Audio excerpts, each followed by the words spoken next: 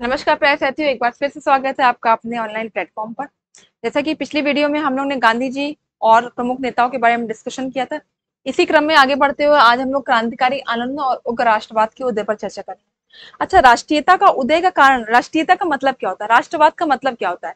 जब आपके अंदर एक राष्ट्र की भावना हो, एक संगठन की भावना हो, आप किसी जिले के निवासी ना हो, आप किसी प्रदेश के निवासी ना हो, आपको पूरा एक देश हो, आप उस देश की रक्षा करना चाहते हैं, आप उस देश के निवासी हो, उस राष्ट्र को आप एक यूनिट के रूप में मानते हो और एक भारतीय, हर एक भारतीय को आप अपना भाई बहन मानते हो, तो ये राष्ट्रवाद की भावना होती है।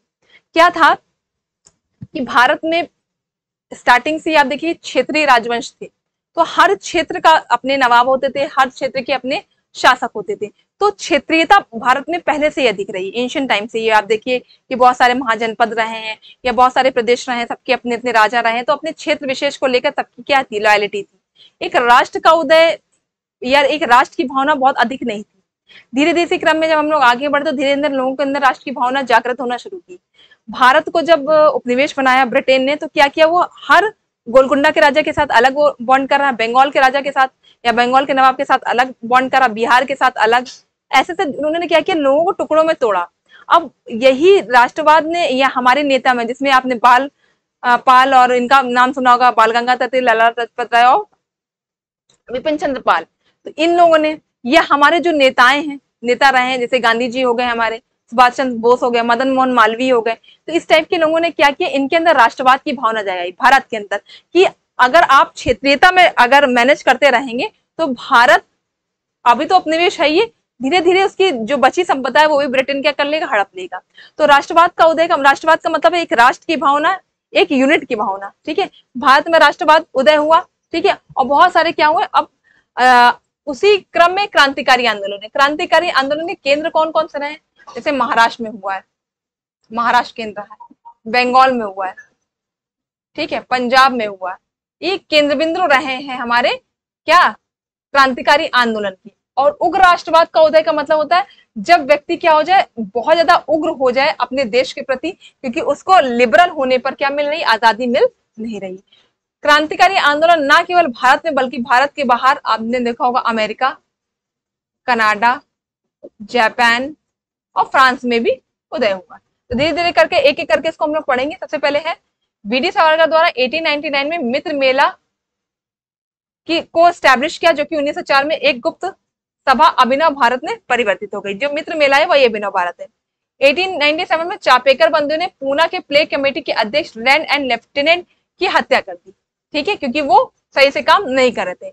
हिंदुस्तान रिपब्लिकन एसोसिएशन नामक क्रांतिकारी संगठन की स्थापना अक्टूबर 1924 में की गई। इसी के द्वारा 1925 में उत्तर रेलवे के लखनऊ सहारनपुर संभाग के काकोरी नामक स्थान पर आठ down Saharanpur Lucknow passenger train में डकैती डाली गई। देखो, जो हिंदुस्तान जो रिपब्लिकन एसोसिएशन, एक एचआरए है, एक एचएसआरए है। एचएसआरए हम लोग आगे बढ़ाएंगे, जब एचआरए टूटता तब एचएसआरए बनता है। एचआरए की पहली गतिविधि थी, ये भी क्रांतिकारी क्या थी, संगठन था। इसकी पहली गतिविधि थी कि क्या किया था उसने, 1925 में क्या था, काकोरी नामक स्थान पे किस पैसेंजर ट्रेन को उन्होंने डकैती डाली थी, और डकैती वो भी डाली, नॉर्मल व्यक्ति पर डकैती नहीं डाली, बल्कि क्या था, सरकारी खजाने को लूट लिया। और ये घटना क्या जानती, काकोरी कांड के नाम से जानी जाती है, जिसे अब परिवर्तित करके क्या किया है, काकोरी ट्रेन एक्शन दे दिया है गया नाम। तो एचआरए की पहली गतिविधि पूछा तो सहारनपुर वाला है, ठीक है, जहां पर उन्होंने क्या किया, सरकारी खजाने को लूटा। क्यों लूटा, क्योंकि उनका एक जो है टशन जिसको बोल सकते हैं, या फिर एक विद्रोह की भावना थी, किसके प्रति, British east India company, Britain के प्रति, क्योंकि ब्रिटेन उसे लगातार भारत को लूट रहा था, उपनिवेश बना रहा था। फिर 1928 में चंद्रशेखर आजाद के नेतृत्व में दिल्ली के फिरोजशाह कोटला मैदान में एचएसआरए की स्थापना की गई। किसकी, एचएसआरए की स्थापना की गई। इसी के दो सदस्य थे जिनका नाम था भगत सिंह और बटुकेश्वर दत्त, आप दोनों के नाम से परिचित होंगे। इन्होंने क्या था, 1829 में केंद्रीय विधानसभा में बम फेंका था। अब देखिए, केंद्रीय विधानसभा में बम इसलिए फेंका था क्योंकि वहां पे दो कानूनों की सुनवाई हो रही थी। ये दोनों ही कानून अगर पास हो जाते हैं, पब्लिक सेफ्टी बिल और एक और, तो वो दोनों कानून अगर पास हो जाते हैं तो भारतीयों के लिए कहीं ना कहीं प्रॉब्लम क्रिएट हो जाती।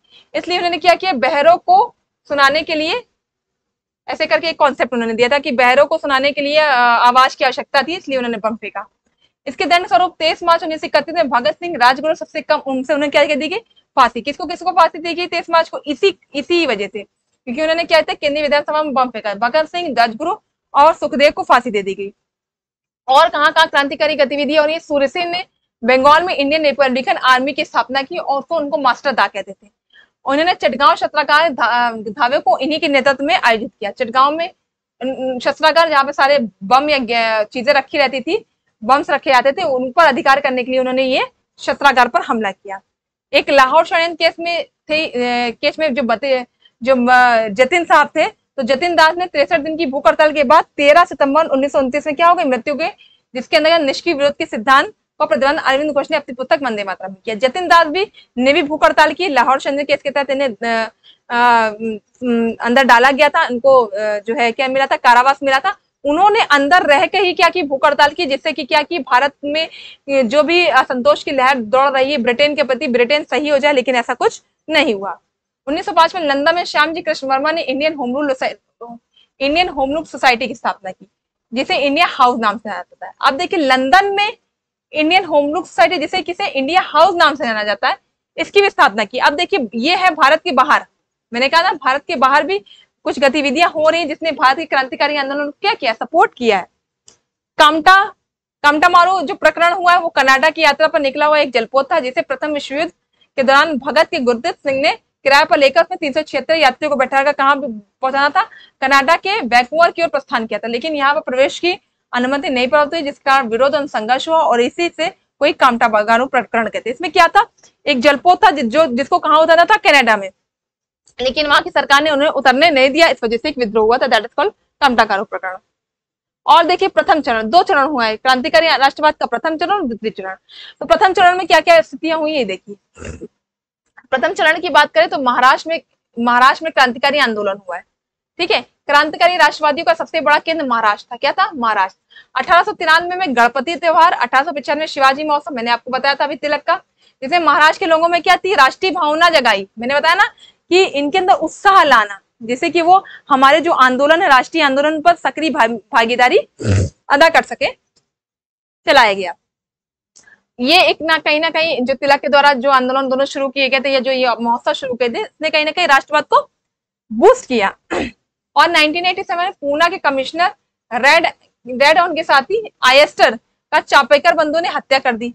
ठीक है, फिर सावरकर बंधुओं द्वारा मित्र मेला नामक सोसाइटी की स्थापना की और बाद में अभिनव भारत बना। तो ये कहीं ना कहीं प्रथम क्रांतिकारी आंदोलन के समय ये चीज स्टैब्लिश हो रही है। तो ये महाराष्ट्र में बता दिया हमने, अभी मैंने उससे ऊपर आपको बताया था कि पंजाब में, बंगाल में, महाराष्ट्र में क्रांतिकारी गतिविधियां हो रही है। तो ये बात हो गई महाराष्ट्र की। अब मूव करते हैं बंगाल की तरफ। बंगाल विभाजन तुम कर ही रहे थे, तो वहां पे क्रांतिकारी आंदोलन तो होना स्वाभाविक था। सूत्रपात किसने किया था? भद्रलोक समाज ने इसका स्टैब्लिशमेंट किया था। श्री प्री मिश्रा, वरिंद्र कुमार घोष, भूपेंद्र दल ने 1907 में क्या बने? अनुशीलन कमेटी बनाई थी। युगांतर और संध्या नामक पत्रिका वरिंद्र कुमार घोष ने स्टैब्लिश की थी, मतलब इसको लाए थे। ठीक है, क्रांतिकारी आंदोलन पंजाब में देखा जाए तो उसका नेतृत्व जतिन मोहन चटर्जी कर रहे थे, जिन्होंने भारत माता सोसाइटी की स्थापना की थी। अब देखिए, इसी में विदेशों में क्रांतिकारी गतिविधियां देखा जाए तो सबसे पहले सावरकर बंधुओं ने लंदन में अभिनव भारत की स्थापना की। देखिए, बाहर भी कहीं ना कहीं सपोर्टर्स है। 1905 में श्यामजी कृष्ण वर्मा ने इंडिया हाउस और होम रूल सोसाइटी की क्या की? स्थापना की। और क्या कौन सा पद निकाला? इंडियन सोशलॉजिस्ट नामक पद निकाला। तो आप कहीं ना कहीं देख रहे हैं, that is the internal part as well as the outer part. Outer part से देखिए एक चीज की स्टैब्लिश होती है, आप जनमानस को क्रिएट करते हैं। क्या क्रिएट करते हैं? जनमानस को। जब आप जनमानस को क्रिएट करते हैं तो कहीं ना कहीं देखिए एक चीज का प्रॉफिट होता है, आपको सपोर्ट मिलता है। You have the support system, internal और एक्सटर्नल दोनों, जो कि आंतरिक रूप से जो भी क्रांतिकारी गतिविधियां चल रही थी, वो तो एक सपोर्टर था ही था कि ब्रिटेन के ऊपर दबाव बन रहा था कि भारत अभी तक क्या कर रहा था कि अनुनय विनय की नीति से चीजों को मैनेज करने का प्रयास कर रहा था, लेकिन ब्रिटेन ने इसका सहयोग नहीं दिया। बहुत सारे नेता जो कि हमारे नरम दल के थे, वो चाह रहे थे कि नहीं क्रांतिकारी गतिविधियां हो, भारत को ऐसे ही स्वतंत्रता मिल जाए। बट क्या हुआ? वो स्वतंत्रता ऐसे नहीं मिली। तब उग्र राष्ट्रवाद का जो चरण आया तो देखिए क्या क्या स्थिति, जैसे आपको बताया महाराष्ट्र में कौन कौन सी गतिविधियां, देखिए अंग्रेजों के ऊपर क्या कर रहे हैं हम लोग, हमारे जो नेता है वो क्या कर रहे हैं? आक्रमण कर रहे हैं, या उनके ऊपर एक विद्रोह कर रहे हैं। कारण क्या? वो उस विद्रोह करने का कारण भी है कि आप हमारी संपदा को धीरे धीरे क्या कर रहे हैं? लूट रहे हैं, और उससे हमें कोई अधिकार मिल नहीं रहा। तो आपने देखा कि किस किस हमने बात की, महाराष्ट्र के क्रांतिकारी आंदोलन, बंगाल क्रांतिकारी आंदोलन, पंजाब में मैंने देख लिया कि जतिन मोहन चटर्जी थे, विदेशों में मैंने देखा अभिनव भारत की स्टैब्लिशमेंट हुई। श्यामजी कृष्ण वर्मा थे जिन्होंने इंडियन सोशलिस्ट का पत्र निकाला और होम रूल सोसाइटी की स्थापना की। फ्रांस में देखिए कौन थे, राणा थे और भिकाजी कामा थी, इन्होंने नेतृत्व किया और वंदे मातरम नामक समाचार पत्र का संपादन किया। तारकनाथ दास की बात करें तो कनाडा के वैंकूवर में उन्होंने अपना अड्डा बनाया और सतेज सेवा गृह की स्थापना की। ठीक है, इसी के क्रम में आगे गदर पार्टी आपको मिलेगी जो कि कहाँ पे थी, परमानंद साहन सिंह और भागना और हरनाम सिंह के साथ मिलकर हिंदू एसोसिएशन की स्थापना की। बाद में हरदयाल, मेन व्यक्ति यही है, लाला हरदयाल। तो लाला हरदयाल ने क्या किया, सैन फ्रांसिस्को में गदर पार्टी की स्थापना की। पहले बैठक की अध्यक्षता किसने की थी, सोहन सिंह भागना ने। ठीक है, और कह रहा सैन फ्रांसिस्को में युगांधर नाम से इस पार्टी का मुख्यालय था। पार्टी का मुख्यालय बस, और स्थापना देख लीजिए। कामतागारो प्रकरण मैंने बताया था, एक जहाज था जो कनाडा के वैंकूवर में जा रहा था, इससे पर हम लोगों ने चर्चा कर दी। तो प्रथम चरण के बाद द्वितीय चरण आया, तो द्वितीय चरण में क्या क्या घटना हुई आप देखिए। असहयोग आंदोलन जब असफल हुआ, तो अब जब असफल हो गया तो क्रांतिकारी सोचने लगे कि अब अनुनय नीति से कुछ नहीं होगा।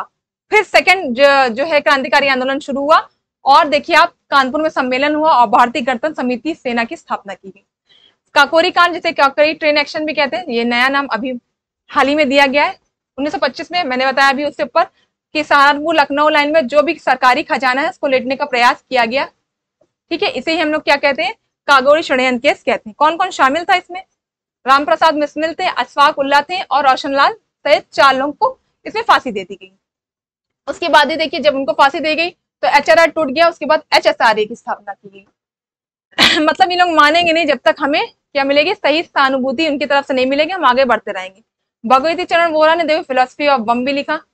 भगत सिंह सुखदेव ने नौजवान सभा की स्थापना की।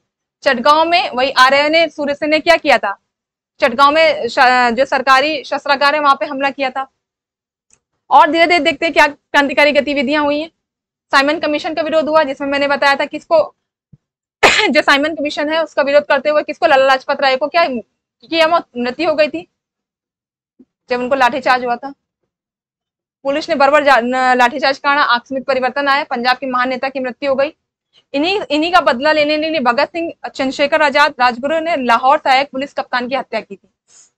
उसके बाद 1931 में इन दिनों को क्या कर दी गई, फांसी दी गई। फिर देखिए इंडियन रिपब्लिकन आर्मी की स्थापना भी सूर्यसेन ने की थी।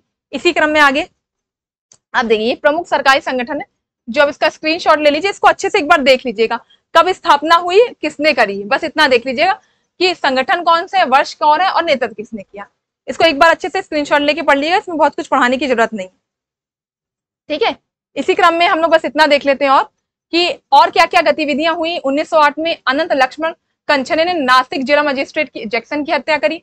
मैडम भिकाजी कामा को भारतीय क्रांति की मां कहते हैं।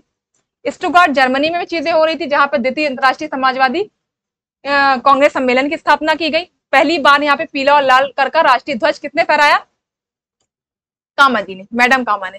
भगत सिंह ने केंद्रीय विधान परिषद में बम फेंका था, जैसे मैंने बताया था, जहां पर किसके ट्रेड डिस्प्यूट और पब्लिक सेफ्टी बिल पर चर्चा हो रही थी। ये कहीं ना कहीं विरोध में था भारतीयों के, इसलिए सजेंद्र सन्याल ने बंदी जीवन लिखा। ठीक है, आप देखिए ये जो प्रथम चरण हो चाहे द्वितीय चरण हो, इसमें सभी में आपको पंजाब, महाराष्ट्र, बंगाल कवर मिलेगा।